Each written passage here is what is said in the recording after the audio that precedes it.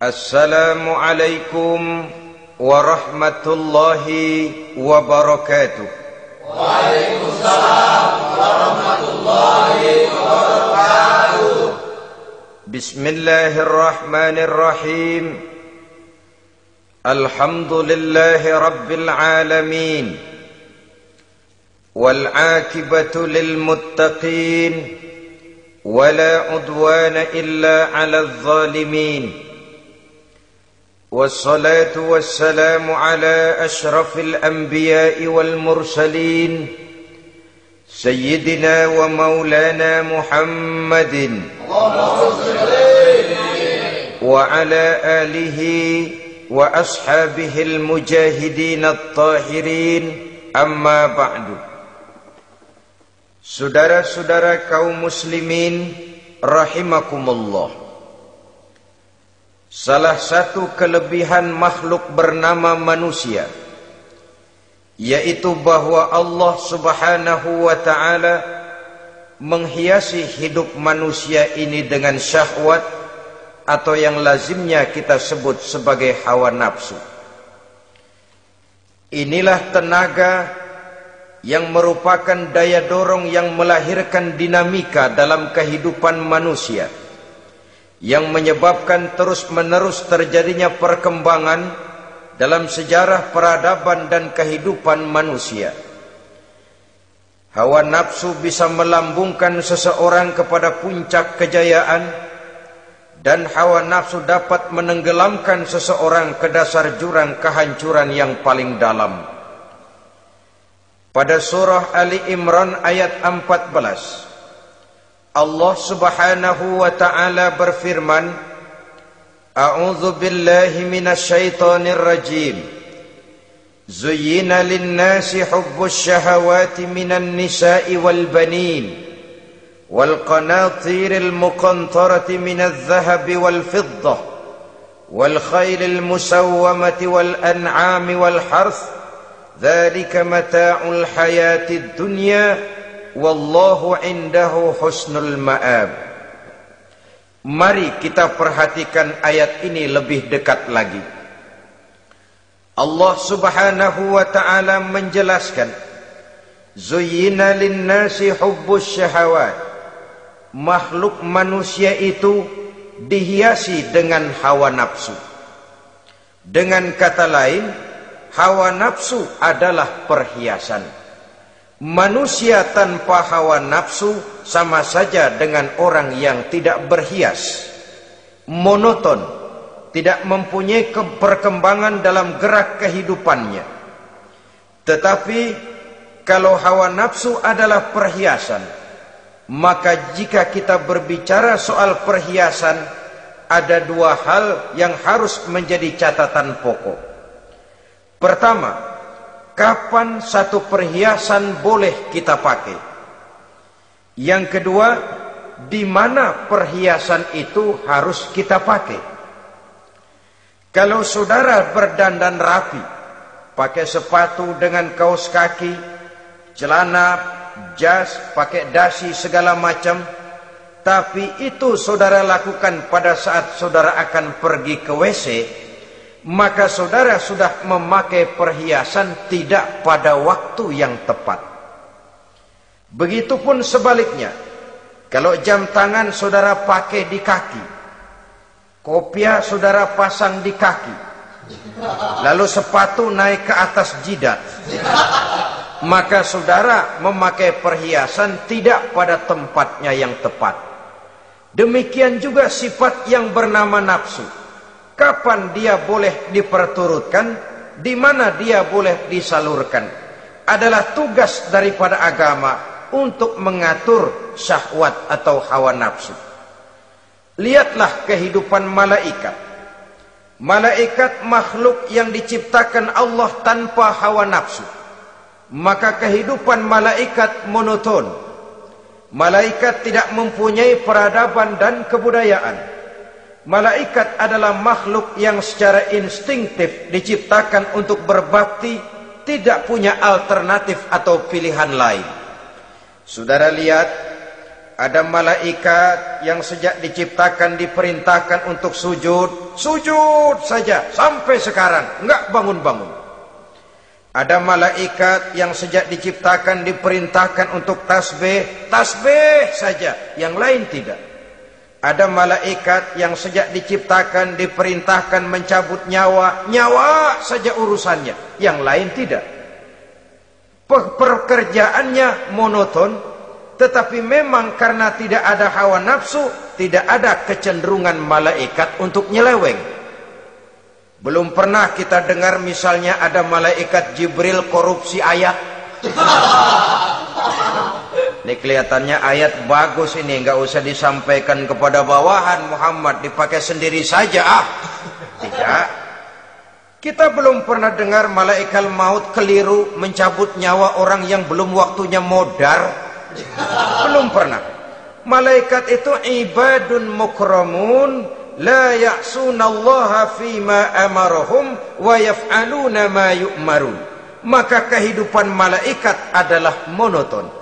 Dinamika tidak ada, peradaban dan kebudayaan juga tidak ada.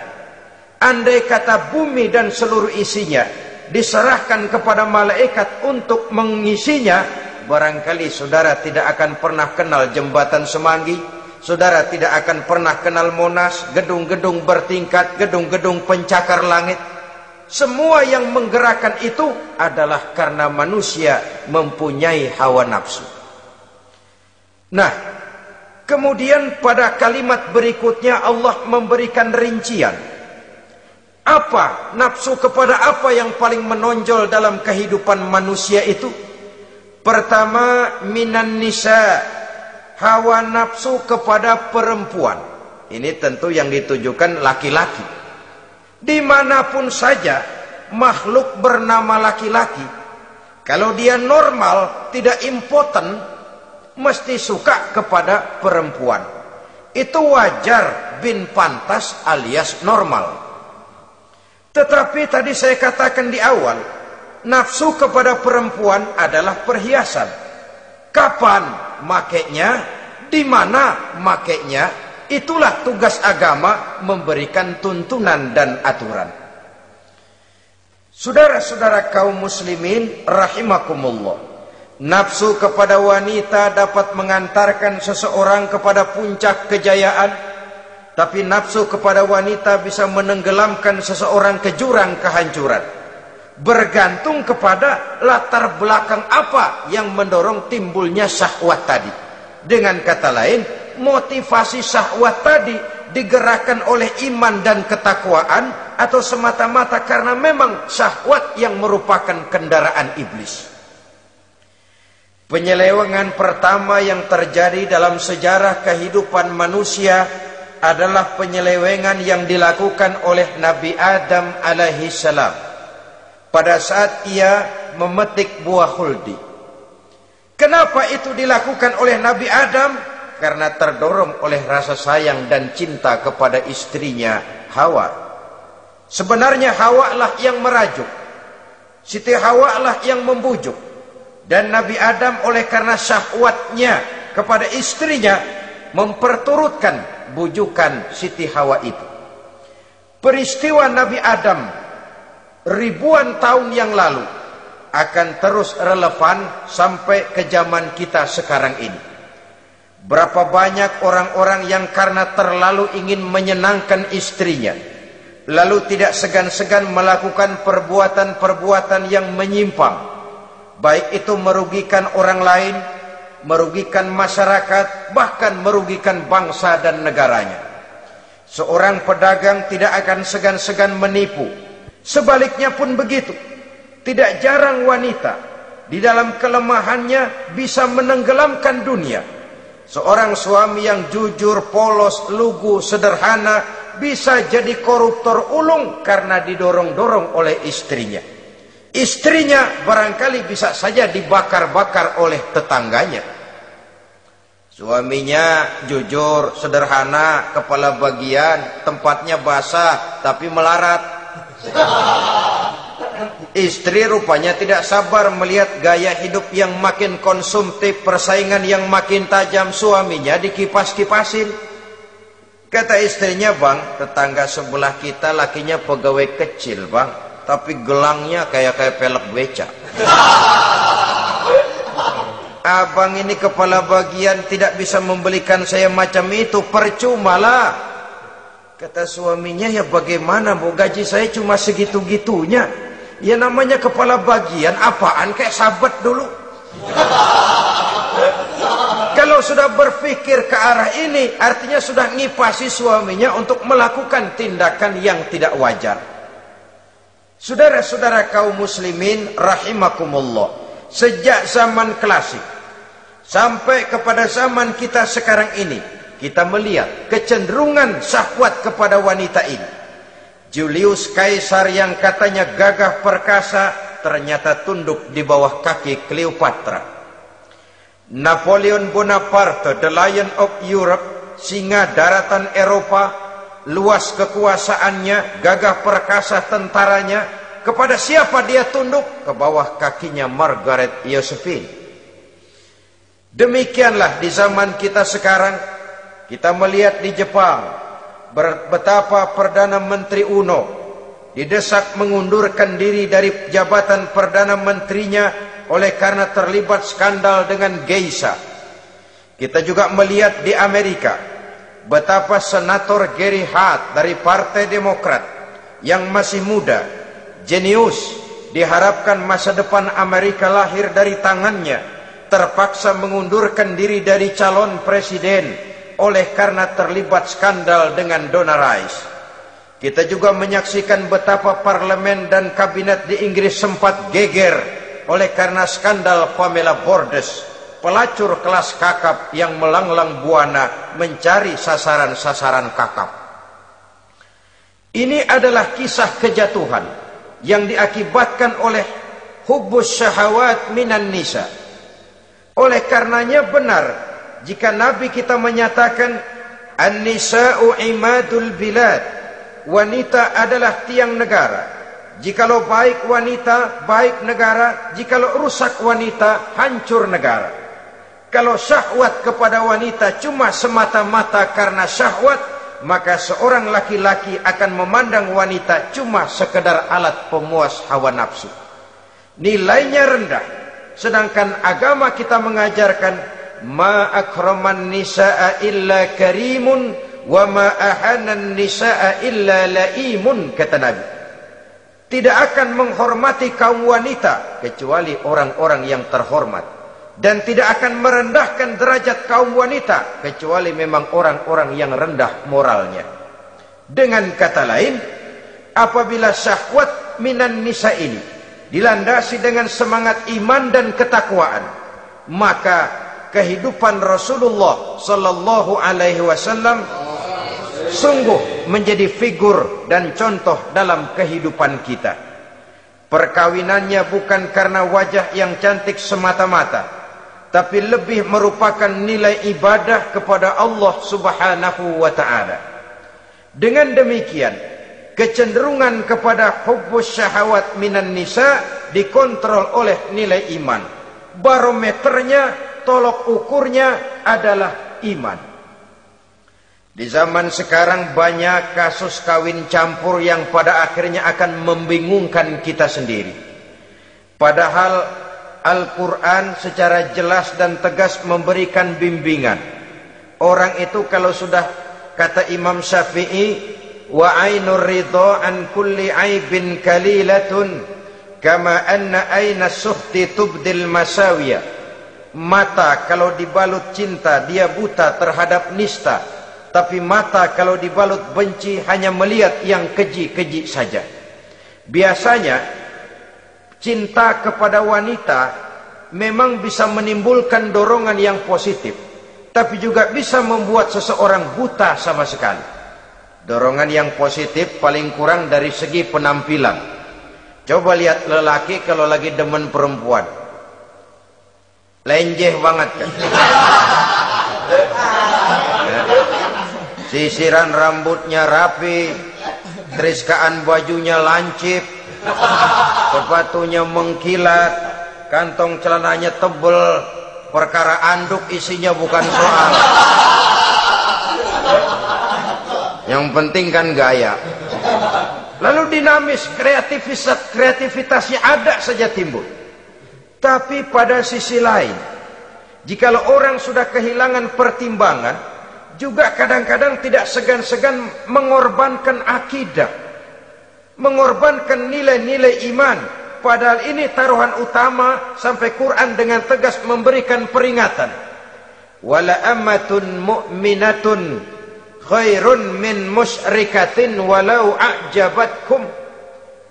Perempuan budak yang hitam legam, kalau beriman itu lebih baik untuk dinikahi daripada wanita cantik berkulit kuning langsat tapi musyrik.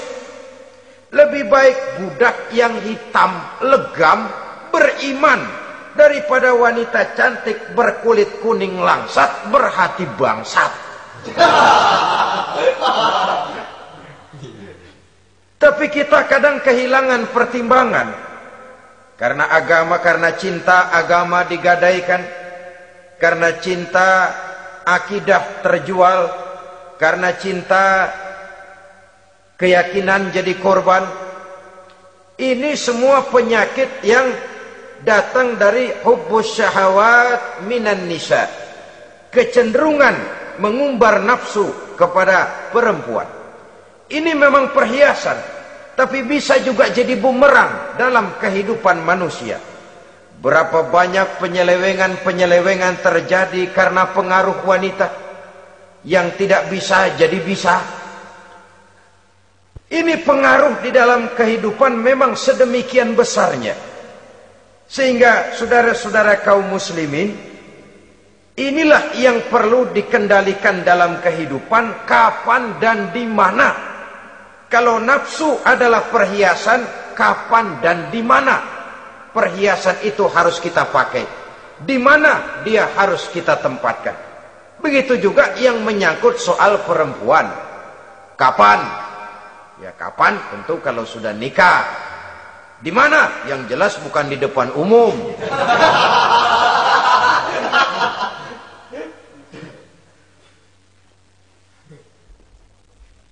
Ini nafsu yang pertama, minan nisa. Yang kedua, wal banin. Dihiasi juga manusia dengan kecintaan kepada banin. Makna banin di sini al aulad, anak-anak laki. Kenapa disebut banin, anak-anak laki? Karena pertama, sering anak laki itu lebih jadi kebanggaan buat orang tuanya ketimbang anak perempuan. Sebabnya apa? Pertama, faktor nasab. Silsilah lebih kuat kepada laki-laki ketimbang perempuan. Yang kedua, faktor cita-cita. Orang tua kalau punya anak laki-laki, cita-citanya panjang. Nak, kau nanti jadi dokter ya. Nak, jadi insinyur ya. Nak, jadi pilot ya. Nak, jadi pengusaha ya. Nak, jadi presiden ya. Tapi kalau dia punya anak perempuan, paling, ya nak, mudah-mudahan nanti kamu dapat jodoh orang baik nak. Dapat jodoh orang soleh. Saudara-saudara, yang ketiga, anak perempuan itu kalau sudah berkeluarga biasanya pindah kepada lingkungan keluarga lain. Sehingga orang berkata, punya anak perempuan banyak sebenarnya seperti agen. Artinya ada yang mau bawa, kan begitu. Ada yang minta, ambil. Ada yang berminat, buntel. Paling dia nengokin orang tuanya ya lebaran. Ya syukur kalau sebulan sekali atau seminggu sekali. Tapi minimnya kan lebaran. Dengan demikian dari garis nasab ini lebih kuat al-banin ketimbang al-banat. Manusia dihiasi dengan kecintaan kepada anak-anak. Sering karena terlalu cinta kepada anak, kita menjerumuskan anak.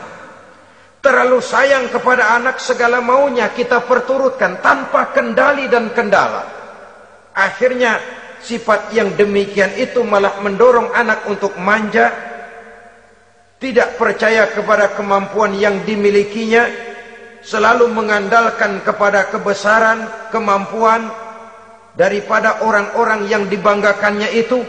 Dan dalam kondisi demikian, kedewasaan dan tanggung jawabnya akan lambat berkembang. Maka Allah Subhanahu wa ta'ala memperingatkan bahwa harta dan anak bisa menjadi fitnah.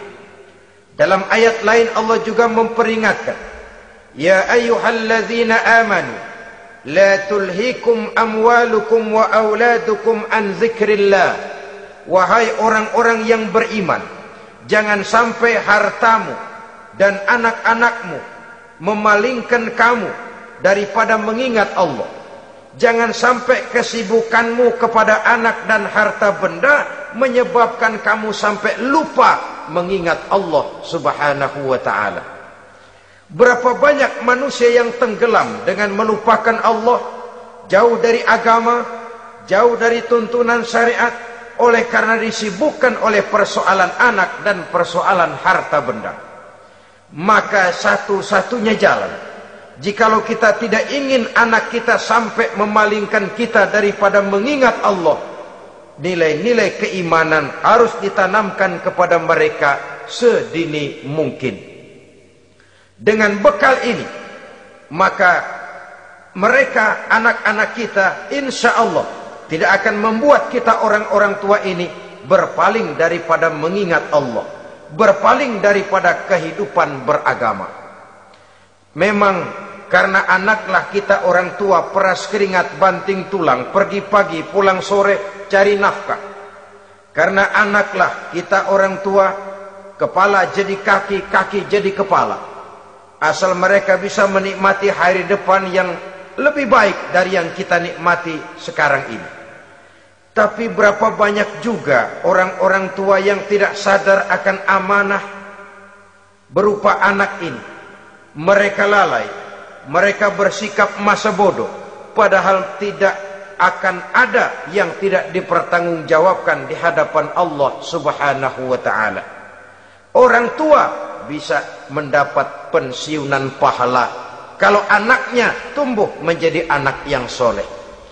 Tetapi orang tua pun bisa saja masuk neraka karena anaknya menjadi anak yang kurang ajar dan orang tuanya sama sekali tidak pernah memberikan pendidikan yang sebagaimana mestinya.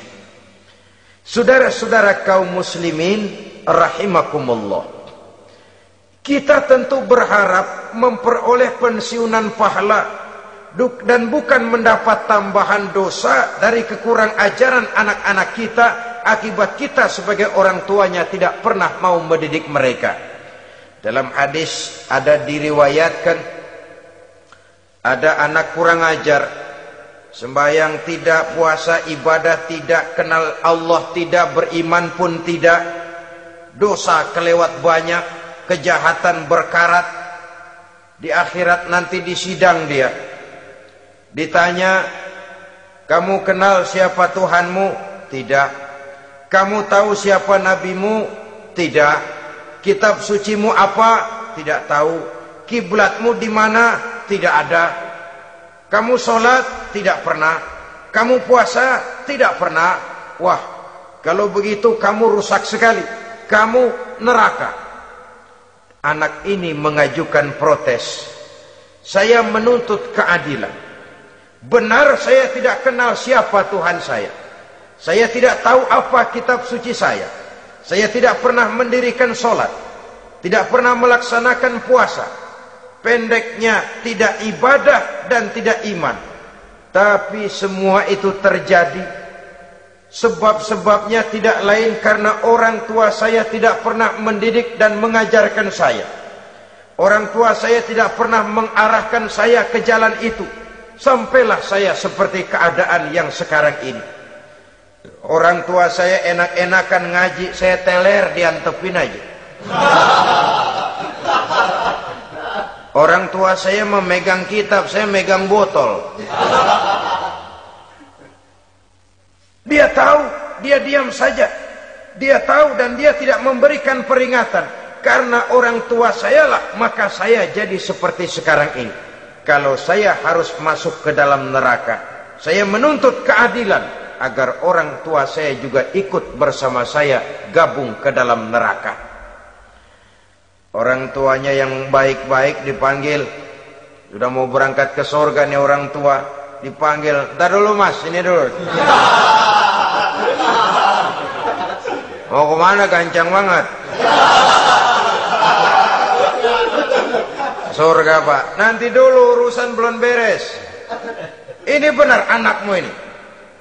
Dilihat anaknya. Iya anak saya ini. Waktu di dunia nggak pernah diajarin ngaji, nggak pernah. Sampai dia nggak kenal Tuhannya, nggak kenal nabinya, nggak kenal kiblatnya, nggak kenal kitabnya. Iya.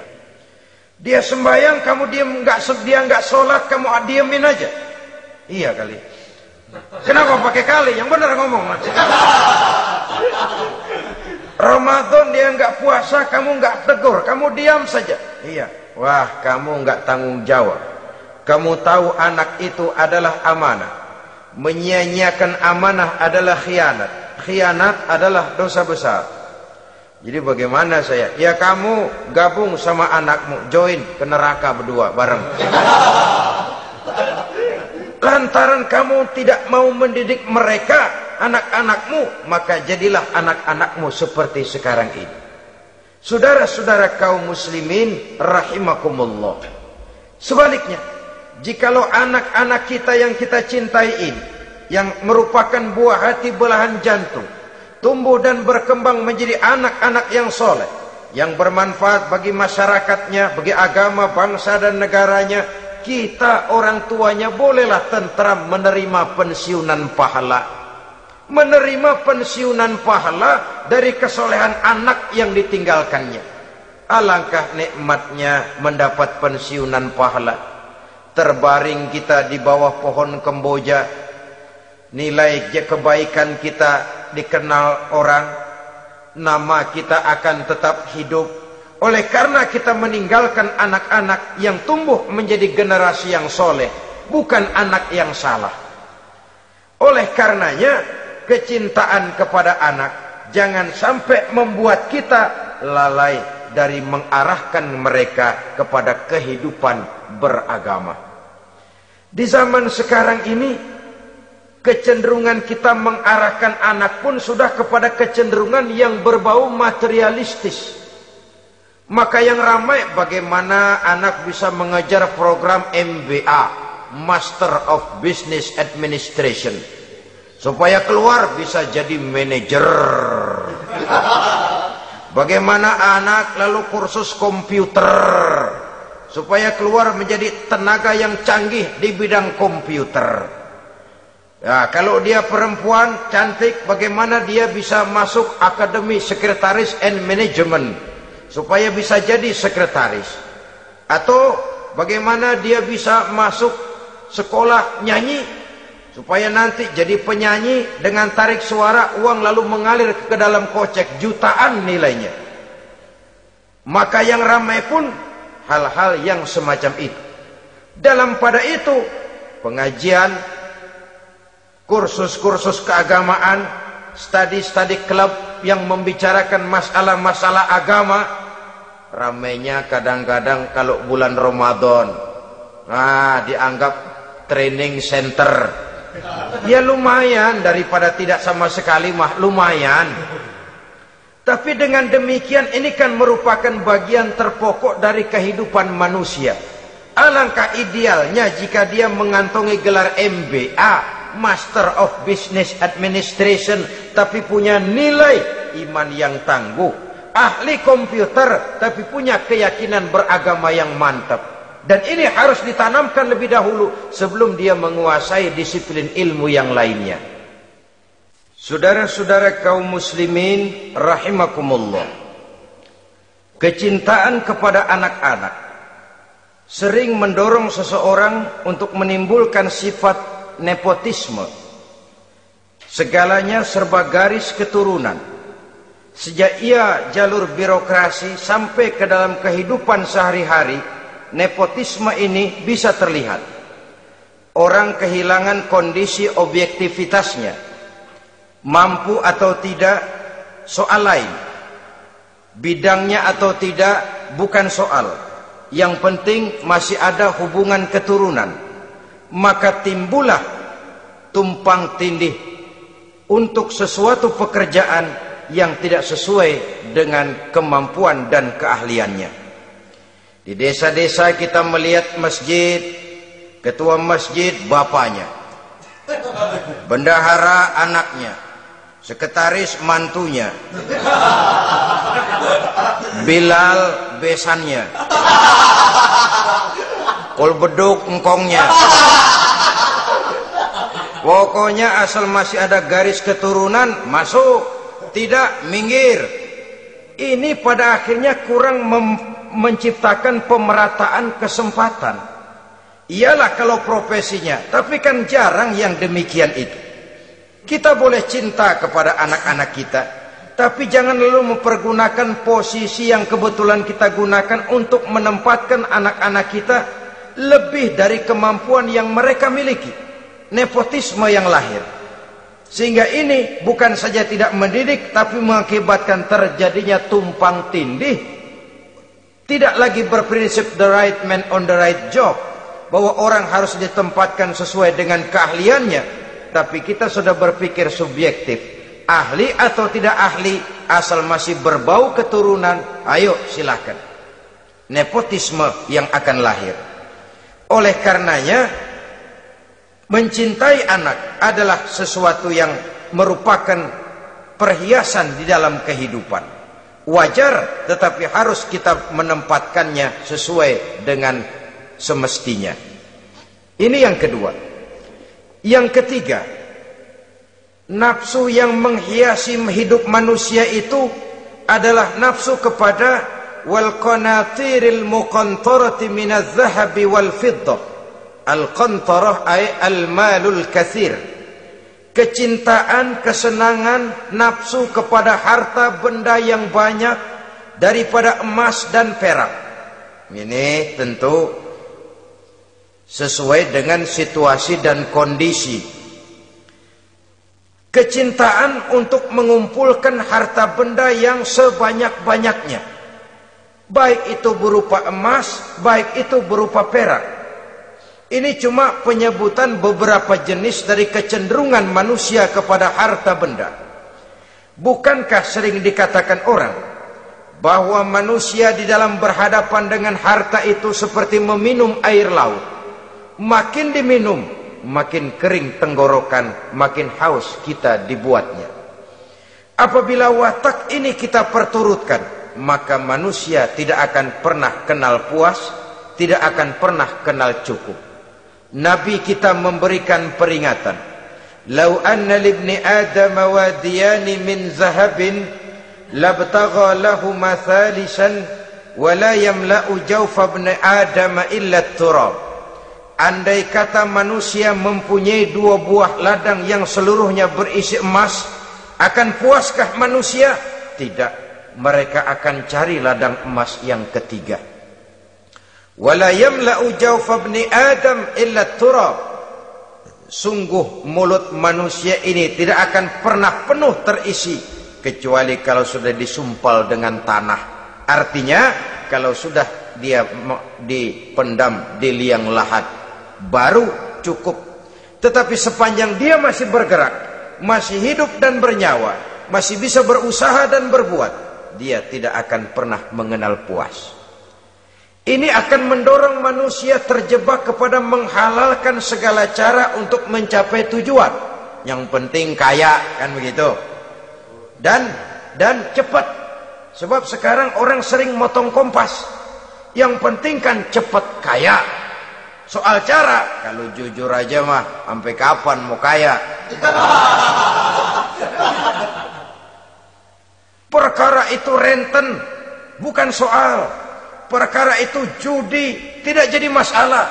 Perkara itu korupsi menyangkut hak orang banyak, bukan soal. Yang penting cepat kaya. Dan anehnya lagi, tidak malu menumpuk kekayaan dengan cara yang tidak wajar. Ya kan orang hidup bermasyarakat tuh bisa dianalisa tuh. Emang usahanya apa sih? Gajinya sebulan berapa sih? Kok bisa gitu-gitu bener sih?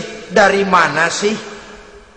Secara langsung orang tidak berani bertanya, tapi dari mulut ke mulut akhirnya tersebar jadi rahasia umum. Si Ano kan punya ano, dia anonya seano. Ini bisa jadi bahan pertanyaan dalam kehidupan, akhirnya jadi gunjingan. Orang sudah tidak terlalu peduli dari mana kekayaan itu diperoleh, yang penting kaya.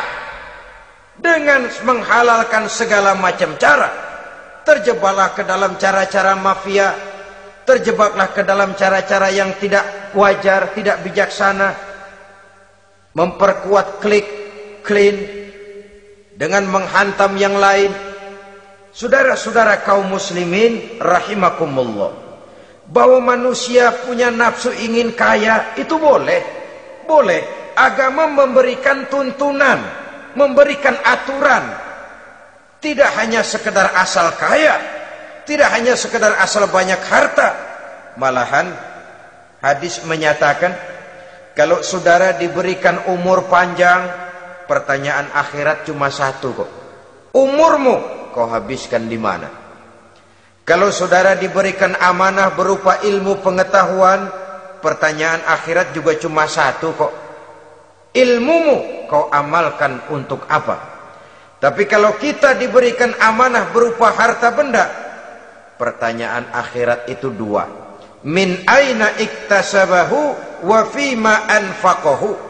Dari mana hartamu kau dapat, kemana hartamu kau belanjakan. Dari mananya ditanya, kemananya juga ditanya, depan belakang ditanya. Dan kalau mempergunakan harta untuk kesenangan syahwat, orang berani bukan main. Tapi kalau untuk kepentingan agama, yang hakikatnya untuk kepentingan dirinya sendiri, berat seperti nyabut bambu dari ujung. Orang kalau menyumbang masjid 100.000, itu kan zohirnya memberikan panitia masjid. Tapi hakikatnya kan dia nabung buat dirinya sendiri. Seolah-olah dia cuma berkata, Pak, tolong saya titip 100.000, ini untuk kepentingan saya di akhirat nanti. Silakan uangnya mau dibelikan semen, pasir, kaca, pintu, jendela, silakan. Saya cuma titip, ini untuk saya di akhirat nanti. 100.000 Pak. Zohirnya dia memberikan kepada panitia masjid, madrasah, pesantren, yatim piatu. Hakikatnya dia nabung buat dirinya sendiri di akhirat. Malah tabungan ini bukan SDSB namanya, SDBS. Sumbangan dana berhadiah surga. Itu SDBS namanya. Sekarang orang mengejar SDSB, lalu berat mengejar SDBS, sumbangan dana yang berhadiah surga langsung dari Allah Subhanahu wa ta'ala. Coba kalau dia main golf, sewa lapangan golf itu 400-500 ribu sebulan, paling 4-5 kali main. Beli stick golfnya saja sampai jutaan. Datang panitia pembangunan masjid 100. Minta didoain masuk surga lagi. Surga 100.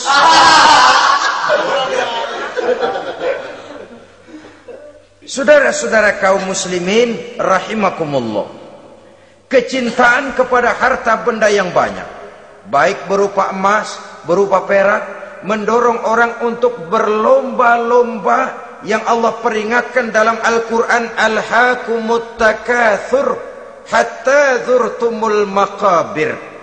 Kamu telah lalai akibat kamu berlomba-lomba memperbanyak materi dunia. Hatta zurtumul maqabir, sampai kamu dekat masuk ke liang kubur, baru rupanya sadar bahwa perlombaan ini tidak akan pernah sampai ke garis finish. Betapapun jauhnya rally Paris-Dakar, garis finishnya ada. Betapapun hebatnya medan yang ditempuh, buasnya gurun pasir Afrika, garis finishnya pasti ada. Itu kan rally yang terbuas di dunia katanya, Paris-Dakar. Tapi garis finishnya ada. Namun jikalau kita berlomba memperbanyak harta, kita tidak akan pernah sampai ke garis finish. Yang kecil-kecilan aja dah. Kalau orang ditanya, kamu kenapa sih belum mau sembahyang? Ya bagaimana mau sembahyang Pak, tinggal di Jakarta masih kontrak. Saban habis tahun diubur-ubur yang punya rumah. Kalau punya rumah sendiri walaupun kecil-kecilan saya mau ibadah Pak. Ya diberikan rezeki oleh Allah bisa bikin rumah walaupun kecil-kecilan, belum juga mau sembahyang. Kok belum juga sembahyang? Iya Pak, rumah emang udah punya sendiri, cuman kecil Pak, atasnya atap, kalau hujan aja bocor.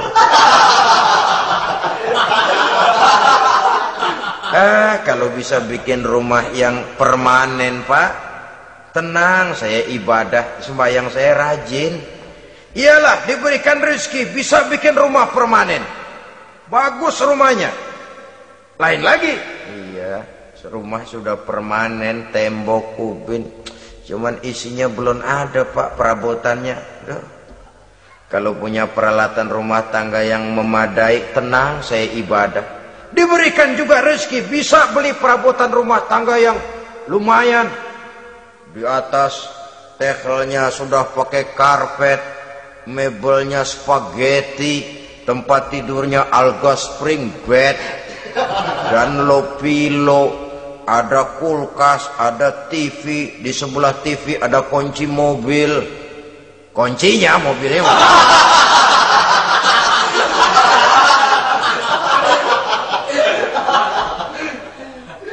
Bagaimana? Sekarang sudah cukup perabotan? Perabotan sudah ada Pak, cuman kendaraan belum punya ini.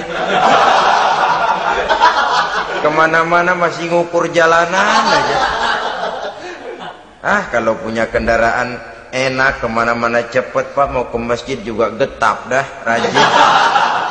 Diberikan rezeki bisa beli kendaraan. Lain lagi nanti, sudah punya sepeda pengen punya motor kepengen punya mobil kepengen punya pesawat terbang pengen punya kapal induk.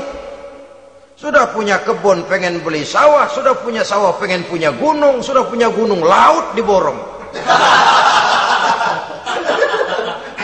Perlombaan materi tidak akan pernah membawa kita ke garis finish, karena sifatnya sangat abstrak, bahkan akan mendorong kita seperti gurita, cenderung kepada penyakit tamak bin rakus alias serakah.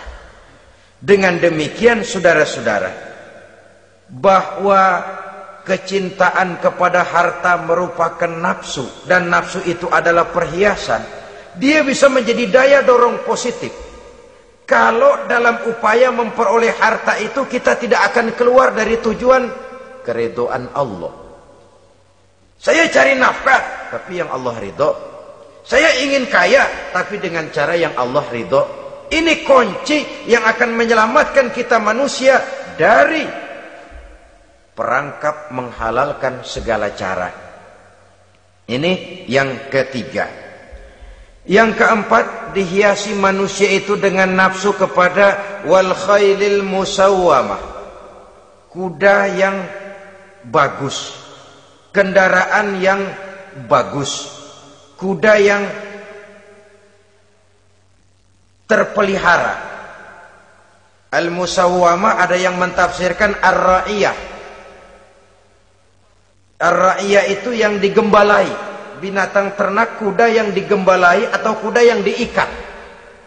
Artinya kalau dulu kan yang namanya tuan-tuan tanah itu baru dibilang bejeger kalau kemana-mana naik kuda. Jet set zaman dulu itu udah kelompok jet set, itu kendaraan. Kalau sekarang baby band dah, dulu mah kuda band.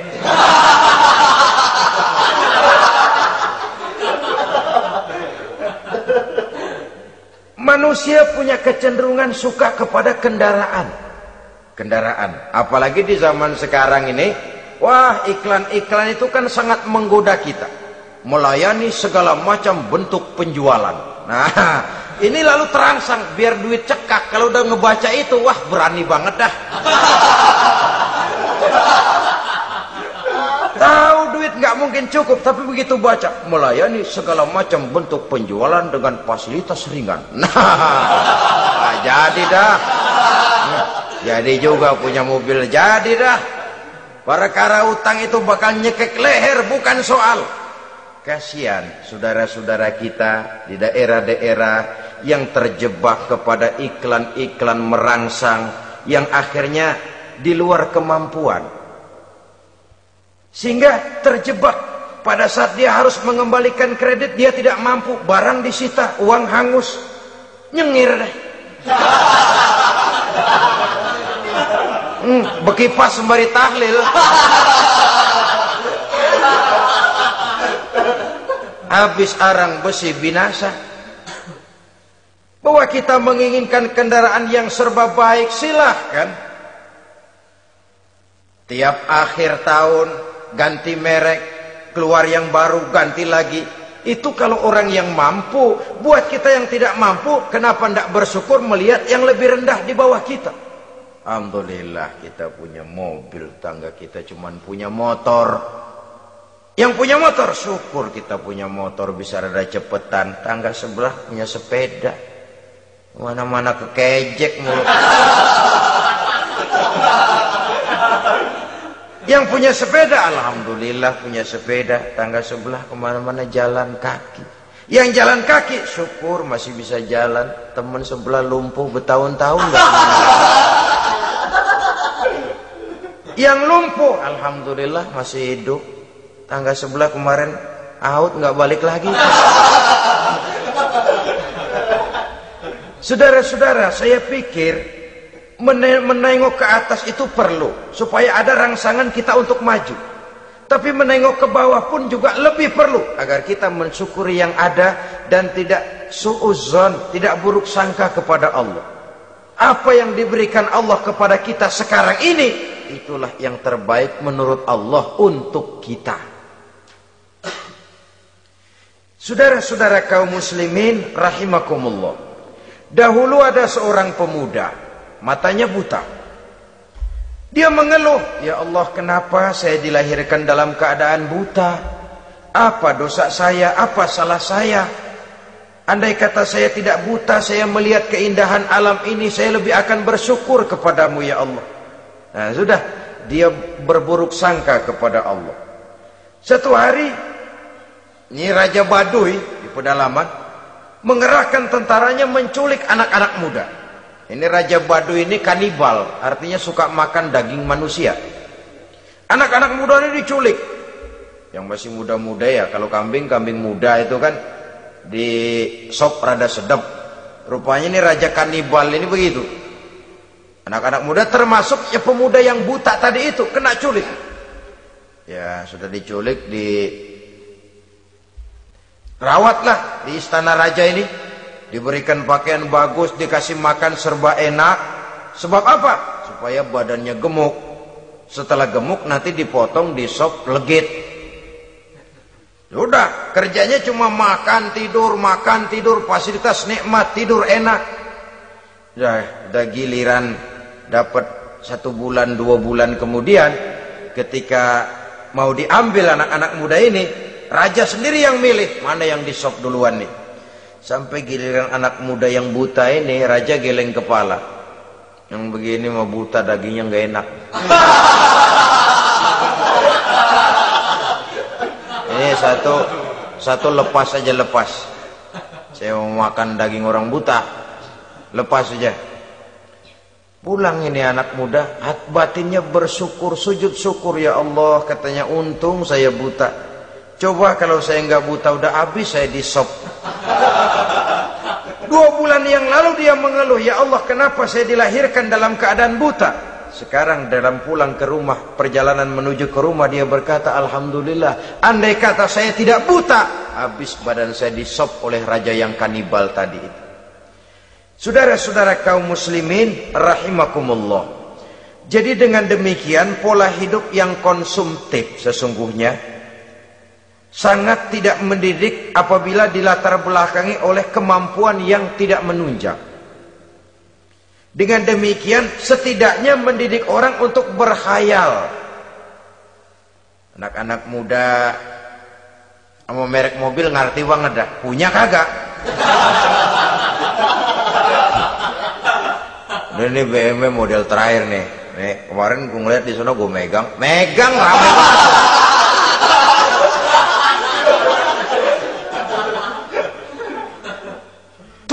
amal ini kalau tidak diimbangi dengan saluran yang positif, dia akan terjebak kepada penyakit tulul amal, panjang angan-angan. Baiklah ya, wal khailil musawwamah. Yang keempat, yang kelima maksud saya, wal an'am, cinta kepada binatang ternak. Manusia ini kan punya kecenderungan macam-macam.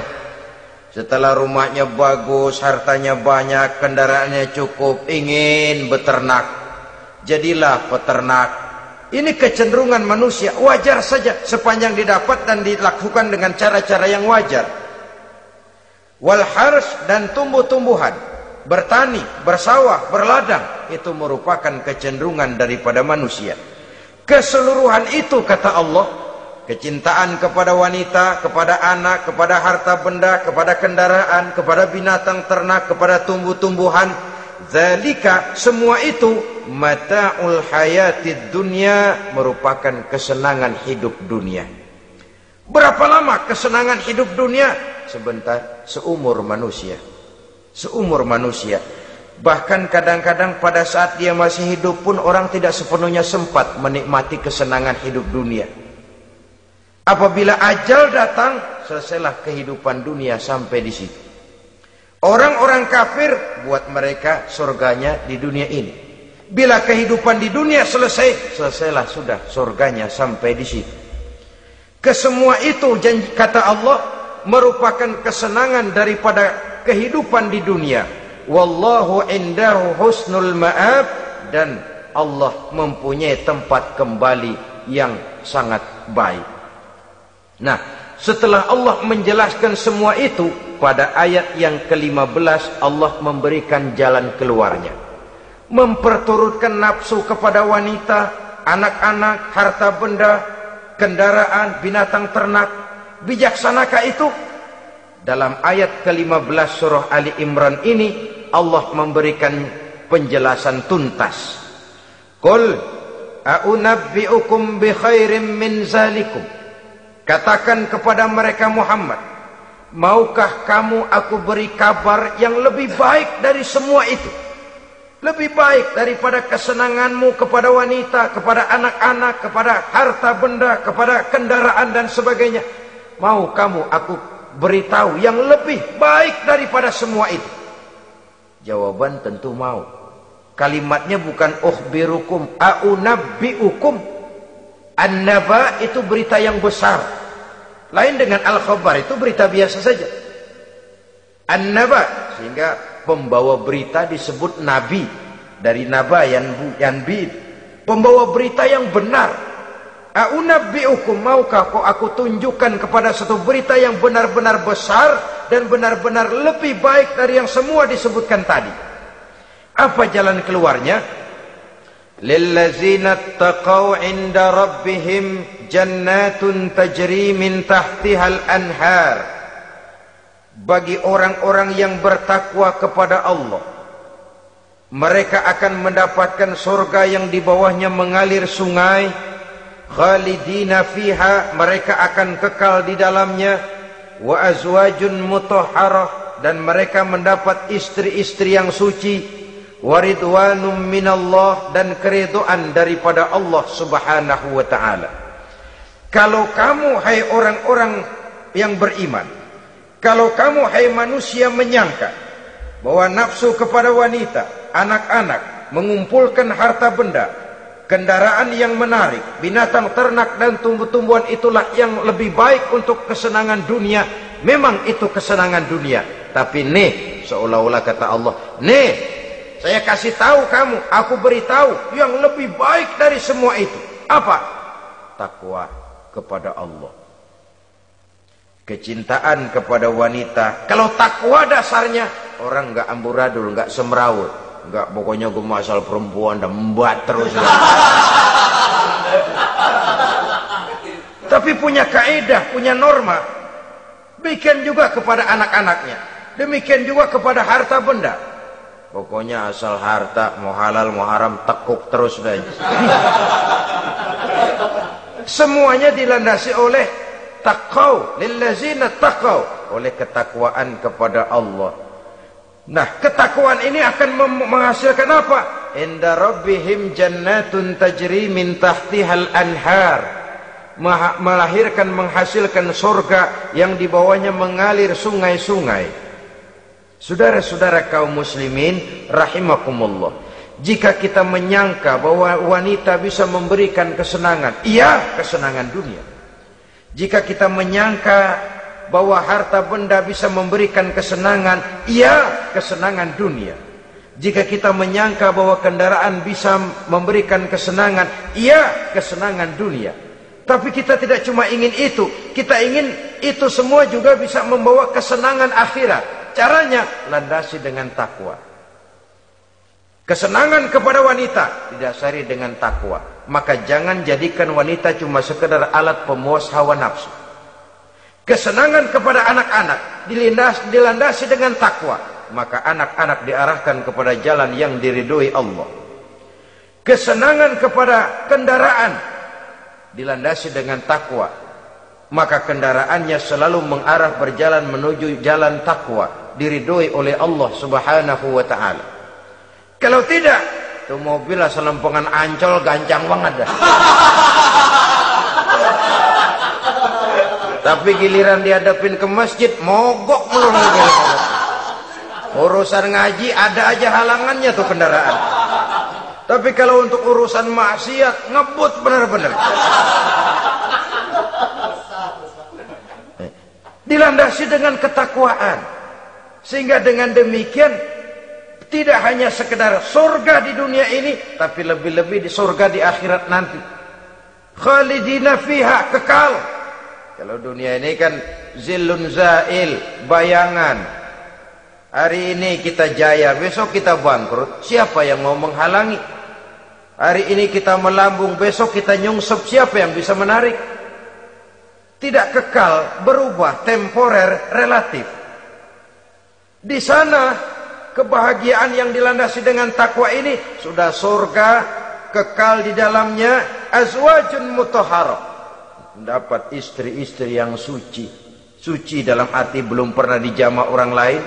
Suci dalam arti tidak pernah terkena halangan. Seperti men misalnya, baik menstruasi atau mencret, itu tidak.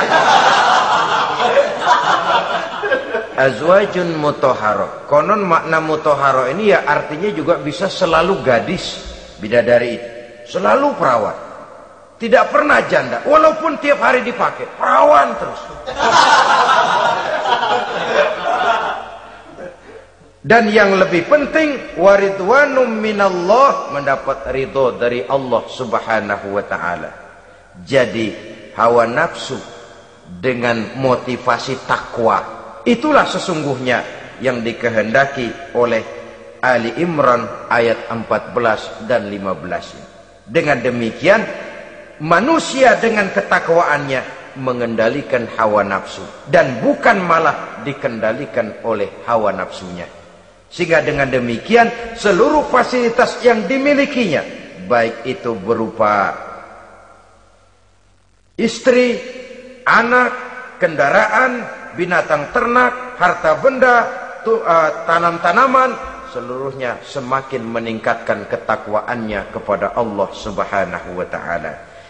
Mudah-mudahan kita bisa mencapai tingkat ini, di mana kita hidup mampu dan sanggup mengendalikan nafsu, bukan malah dikendalikan oleh hawa nafsu. Terima kasih dan mohon maaf. Wassalamualaikum warahmatullahi wabarakatuh. Waalaikumsalam warahmatullahi wabarakatuh.